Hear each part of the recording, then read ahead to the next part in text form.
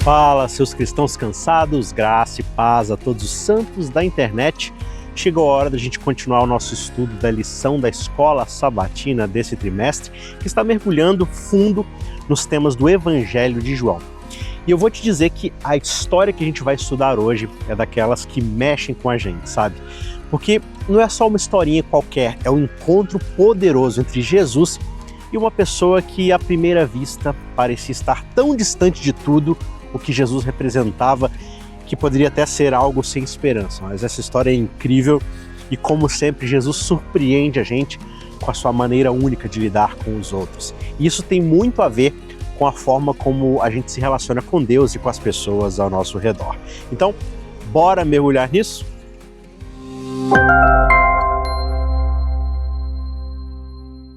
Antes da gente cair de cabeça no nosso estudo, aquele lembrete de sempre: se ainda não é inscrito no nosso canal, aproveita agora a oportunidade, já clica aqui em se inscrever e assina o sininho das notificações, porque toda semana nós temos não só o estudo da Escola Sabatina, aos sábados a partir de meio-dia, mas todas as sextas-feiras, a partir das 6h30, nós temos um estudo bíblico aqui no nosso canal. Agora nós estamos tendo a série A História de Deus, estudando a cada sexta-feira um livro da Bíblia, olhando ali todo o panorama daquele livro, a mensagem, o autor, o contexto, o pano de fundo e como essa história se integra na história de Deus como um todo, ou seja, na Bíblia inteira de Gênesis a Apocalipse. Toda sexta-feira, 6h30, e você tem aqui na descrição desse vídeo a playlist para esse estudo. Mas para você receber sempre a notificação do YouTube de que o vídeo começou, né, de que tem mais um estudo publicado, você pode clicar aqui em se inscrever e assinar para não perder nada que é postado por aqui. E nós temos também um outro estudo já completo, que é o Quero Entender a Bíblia, ferramentas para a interpretação bíblica, para o seu estudo pessoal, devocional em casa,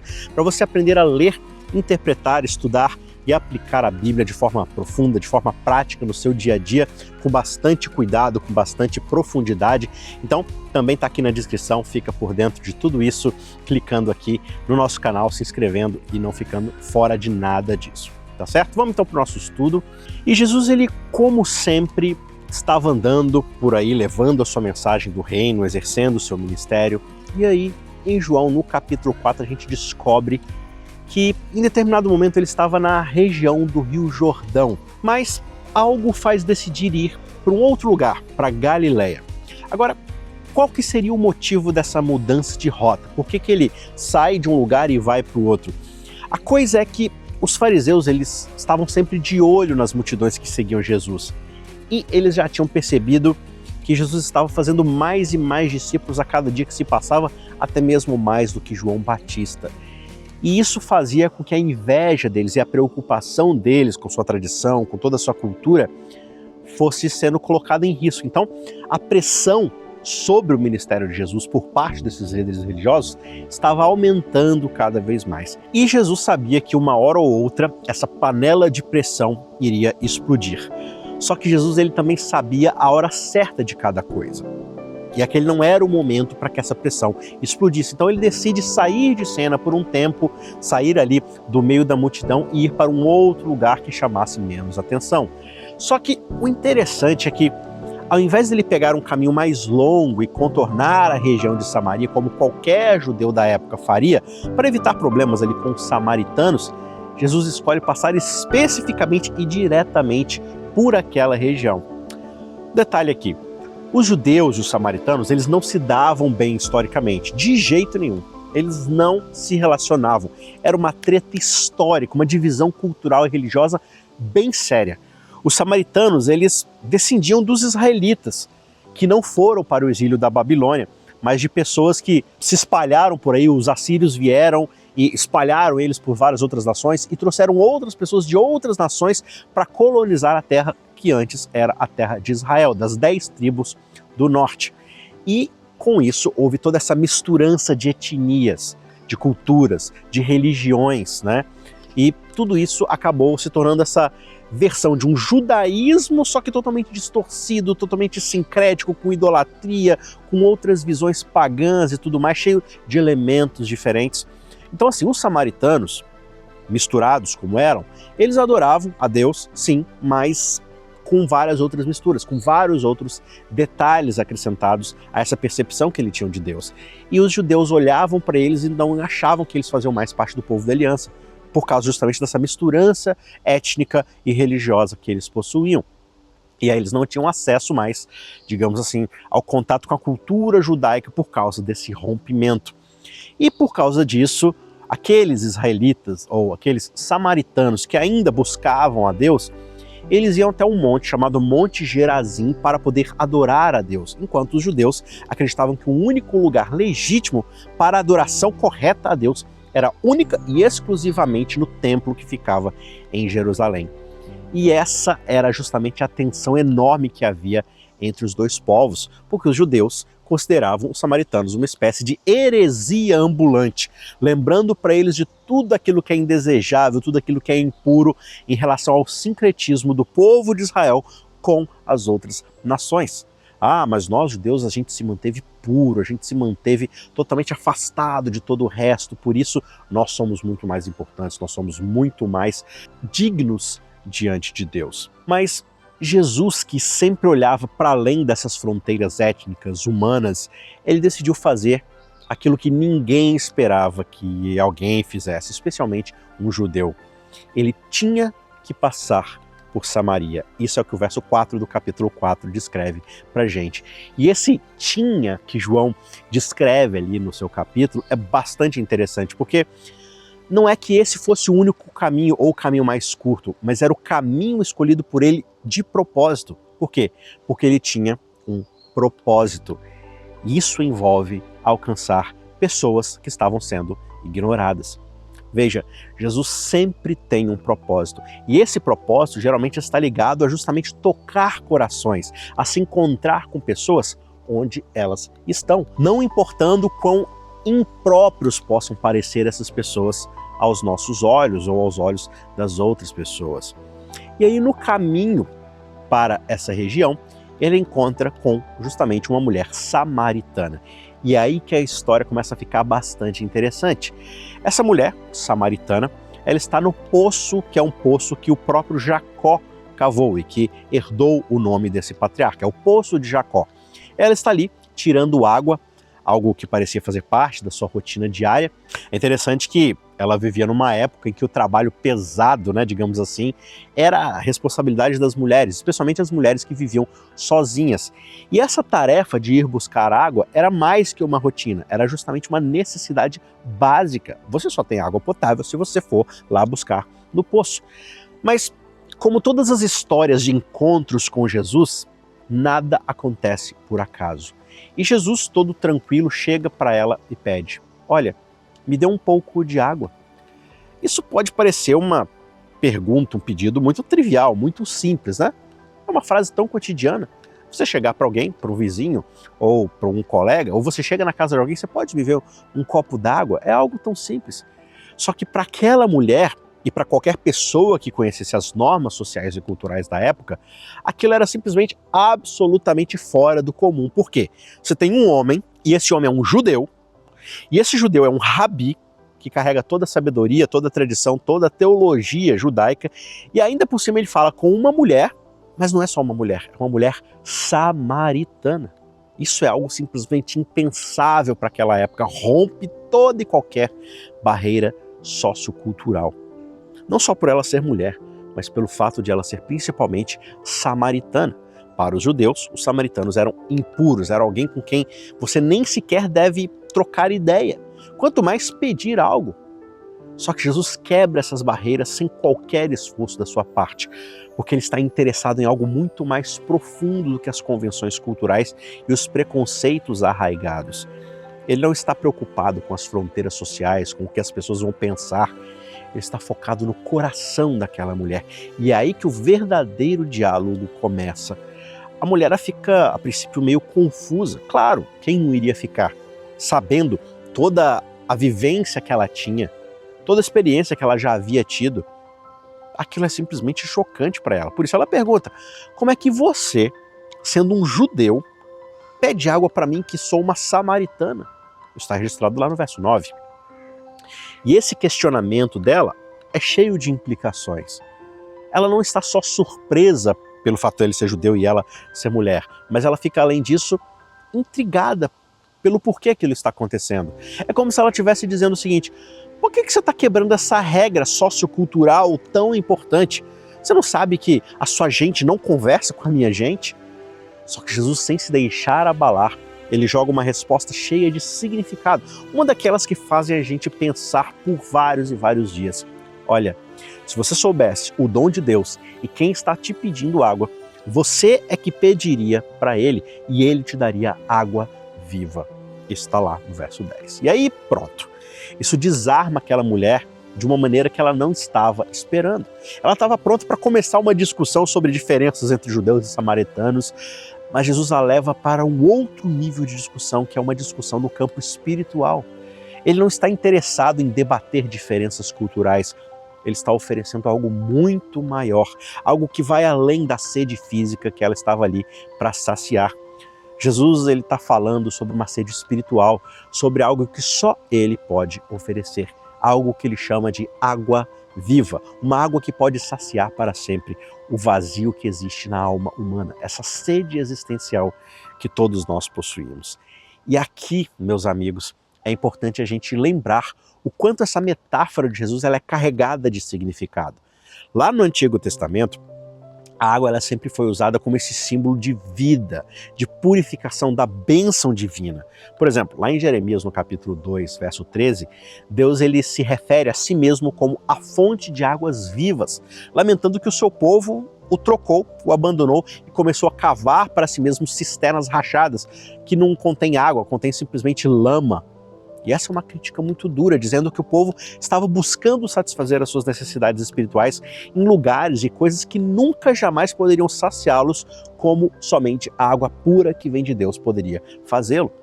Um outro exemplo disso é Zacarias 14, verso 8. Lá existe uma profecia de que no fim dos tempos águas vivas fluirão de Jerusalém, simbolizando a abundante bênção de Deus para todo o mundo. E quando Jesus ele usa essa expressão, água viva, ele está justamente trazendo para si todo esse significado. Ele está dizendo de uma forma bastante sutil, mas muito poderosa, que ele mesmo é essa fonte de vida, a realização dessas promessas proféticas. Mas, claro, a mulher ainda não havia entendido completamente o ponto que Jesus estava querendo fazer, porque para ela ainda era uma questão muito prática. E ela diz: Senhor, você não tem nenhum balde. Como é que você vai tirar essa tal água viva? Ela está presa naquilo que ela considera literal, como muitas vezes nós também fazemos. Jesus está falando de algo espiritual, de uma realidade que transcende a nossa mera existência aqui nesse mundo. Só que ela ainda não consegue ver além daquilo que é material, daquilo que é palpável, daquilo que é visível. Ela ainda não abriu seus olhos através da fé. Só que Jesus, ele não está disposto a desistir dessa mulher, ele não está disposto a deixá-la partir sem que antes ela receba aquilo que Deus quer dar para ela. E ele continua a conversa explicando que a água que ele está oferecendo naquele momento para ela não é água igual àquela que ela está tentando tirar do poço. E aí ele diz: olha, quem beber da água viva que Deus oferece, essa pessoa jamais vai ter sede. E essa água vai se tornar dentro dessa pessoa uma fonte, sempre jorrando mais e mais água viva para a vida eterna. Está lá no verso 14. Isso é algo muito profundo. Jesus está oferecendo uma satisfação interior, um sentido de vida, algo que vai finalmente tirar e satisfazer a nossa sede, algo que vai além das necessidades momentâneas dessa vida. E claro, isso desperta ainda mais o interesse daquela mulher. E aí ela pede imediatamente: por favor, me dê essa água aí, para que eu não tenha mais que ficar vindo aqui buscar água toda vez que eu tiver sede. Mesmo que ela ainda estivesse pensando no aspecto físico, algo dentro dela já tinha começado a mudar. E aí Jesus faz algo ainda mais inesperado, se é que pode ficar ainda mais inesperado durante todo esse cenário que a gente está vendo. Ele vai dizer: olha, vai chamar o seu marido e depois volte aqui. Por que Jesus ele diz isso? Parece que ele muda de assunto do nada. Só que na verdade ele está levando a conversa para um nível ainda mais profundo.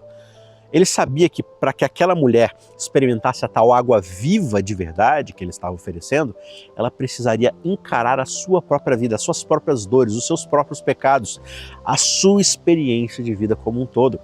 E a resposta dela foi, surpreendentemente, bastante honesta. Ela diz, eu não tenho marido, lá no verso 17. E é aí que Jesus revela que ele sabia exatamente com quem ele estava falando. Ele diz, olha, eu acredito em você, você falou a verdade. Você já teve 5 maridos e o homem com quem você vive agora realmente não é o seu marido. Verso 18. Jesus ele não faz essa revelação para julgar a mulher, para envergonhá-la, mas simplesmente para mostrar que ele a conhece. Ele sabe aquilo que se passa no coração e na vida dela profundamente. Ele sabe das lutas que ela está enfrentando. E ainda assim, ele está ali, oferecendo a ela a água viva, a vida eterna. E essa fala de Jesus, essa revelação que mostra que ele sabia, que ele conhecia aquela mulher, a impacta de uma maneira incrível. De repente, ela percebe que ela não está diante de qualquer pessoa. E aí ela tenta mudar o foco para um debate teológico. Ela diz assim, eu estou vendo que o senhor é um profeta, que o senhor sabe das coisas. E aí ela começa a tentar mudar o assunto para talvez tirar o foco ali da sua relação conjugal múltipla que ela teve ao longo do tempo e que nunca conseguiu parar com o marido só e agora nem casada ela estava, mas vivia com um homem e ela não quer lidar com aquilo a princípio, ela não quer lidar com aquelas dores. Talvez seja algo muito doloroso, algo que ela se envergonha demais para lidar. E aí ela muda o foco do debate. Ela tenta ir para um debate teológico. E ela pergunta sobre qual seria o lugar correto de adoração. Se era talvez no Monte Gerizim ou em Jerusalém. Que nem eu expliquei no começo, né? Aquela disputa que havia entre judeus e samaritanos. Só que Jesus ele não cai nessa armadilha, nessa casca de banana que a mulher tenta jogar. Ele responde que a hora está chegando, e de fato já chegou, em que a verdadeira adoração não será em nenhum lugar físico, será na verdade em espírito e em verdade. Verso 23. Jesus diz que a verdadeira adoração ela não está limitada pelos rituais, pelos lugares sagrados que limitam o acesso das pessoas a um relacionamento com Deus. Mas a verdadeira adoração é uma questão de coração, de sinceridade, de uma conexão real com Deus. E isso é uma mudança radical no entendimento da fé naquela época. E ainda é algo que nós precisamos refletir hoje. Quando Jesus realmente se revela como o Messias, dizendo, eu sou o Messias, eu que estou falando com você, essa é uma das poucas vezes em que ele de fato declara a sua identidade de uma forma tão direta, tão clara. E o que é mais impressionante nesse discurso de Jesus é que ele escolhe revelar isso para uma mulher que é samaritana. Alguém que aos olhos da sociedade judaica era considerada indigna, múltiplas vezes. Só que é exatamente isso que Jesus faz. Ele quebra as barreiras sociais, culturais, religiosas para alcançar aqueles que mais precisam dele. E a mulher fica tão impressionada que ela deixa o seu cântaro, o seu vaso de coletar água e sai correndo de volta para a cidade e compartilha a sua experiência com todas aquelas pessoas que moram ali na cidade. Ela sai dizendo, olha, venham ver um homem que me disse tudo o que eu já fiz. Será que ele não é o Cristo? Será que ele não é o Messias? E qual foi o resultado daquilo? Muitos samaritanos da cidade acreditaram em Jesus por causa do testemunho daquela mulher. E mais tarde, depois delas ouvirem Jesus pessoalmente, eles vão dizer, agora nós cremos não só por causa do que você nos disse, mas nós mesmos ouvimos o que Jesus falou. Essa história, ela nos dá várias e várias lições poderosas sobre como o evangelho se espalha. Primeiro, a gente vê o poder de um testemunho pessoal. Aquela mulher, mesmo com todo o seu passado, no mínimo complicado, digamos assim, foi usada por Deus para levar muitas pessoas à fé. Isso lembra pra gente que Deus ele usa pessoas imperfeitas, cheias de falhas, para realizar os seus propósitos. Ele não espera que nós sejamos perfeitos para poder nos usar. Ele quer corações dispostos a compartilhar aquilo que nós mesmos já experimentamos por causa da sua graça. Em segundo lugar, a gente aprende que, embora o testemunho abra portas, a verdadeira transformação ela só acontece quando as pessoas têm seu próprio encontro com Jesus. O nosso papel é sim de compartilhar, mas quem vai fazer o trabalho de tocar os corações é o próprio Jesus, através do Espírito Santo. Agora, por que Jesus ele foi mais prontamente aceito pelos samaritanos do que pelo seu próprio povo judeu? Os samaritanos, por serem rejeitados e marginalizados, talvez eles estivessem mais abertos à mensagem de graça, de inclusão que Jesus trazia. Eles não tinham as mesmas expectativas rígidas, culturais, tradicionais que os judeus tinham sobre o Messias. Para os judeus, o Messias tinha que ser um líder político, um líder militar que libertaria todos eles dos romanos. Só que Jesus ele vem com uma missão espiritual. Isso não era aquilo que eles queriam ouvir. Muitas vezes, aqueles que sabem que são quebrados, aqueles que sabem o quão pecadores são justamente os que mais facilmente aceitam o conserto que Jesus oferece. Já aqueles que acham que estão bem, que têm tudo sob controle, que têm a sua vida toda organizada espiritualmente, que são pessoas morais, que obedecem à lei divina, são as pessoas que menos conseguem perceber a sua própria necessidade de um Salvador. E para encerrar a história aqui, dentro da nossa reflexão, talvez a gente precise observar o que essa história revela em termos ainda mais profundos sobre o caráter de Deus. Veja, Deus ele conhece os nossos segredos mais sombrios. Ele sabe cada uma das nossas falhas, ele enxerga cada uma das nossas feridas e mesmo assim, ele nos encontra onde nós estamos, com graça e com compaixão. E ele não nos condena, ele nos oferece renovação, redenção, transformação e vida eterna. Isso também nos ensina como nós devemos nos relacionar com os outros, com empatia, com paciência e com amor. Afinal, todos nós estamos no mesmo barco, todos nós necessitamos da tal água viva que somente Jesus pode oferecer para saciar a nossa sede. Tá certo?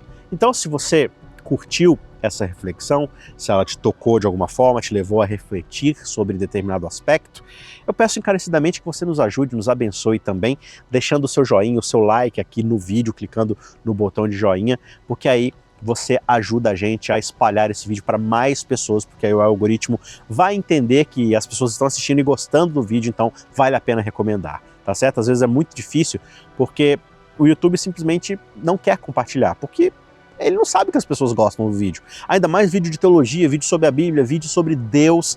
Então, quer espalhar a boa palavra por aí? Quer ser água viva a jorrar na vida de outras pessoas? Compartilhe esse vídeo com aquela pessoa que você acha que precisa ouvir essa mensagem e não se esqueça de se inscrever aqui no canal para acompanhar mais estudos como esse, tá certo? Que Deus te abençoe e até a próxima.